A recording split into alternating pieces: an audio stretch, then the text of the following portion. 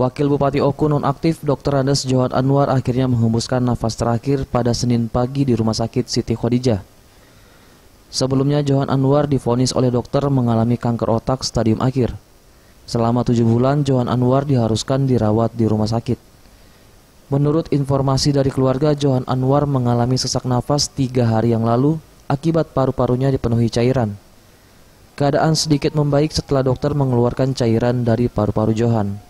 Namun keadaan Johan kembali memburuk pada hari Minggu, hingga akhirnya menghembuskan nafas terakhir pada Senin pagi. PLH Bupati Oku Edward Chandra mengatakan, Johan Anwar adalah sosok pemimpin yang baik dan merakyat. Di bawah kepemimpinan almarhum Kuryana Aziz dan Johan Anwar, banyak kemajuan di Kabupaten Oku. Masyarakat Oku sangat kehilangan sosok kedua pemimpin ini.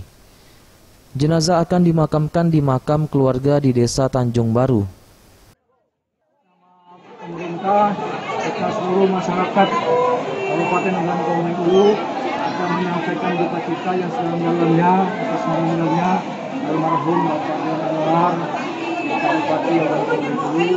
Kita ketahui beliau sangat aktif, telah banyak memberikan sumbangsi untuk kemajuan Kabupaten Ogan Komering Ulu sejak beliau di legislatif sampai dengan beliau sebagai wakil bupati, dan semoga arwah almarhum diampuni dosa-dosanya dan di lapangan alam tidurnya juga mendapatkan surga dan husnul khotimah.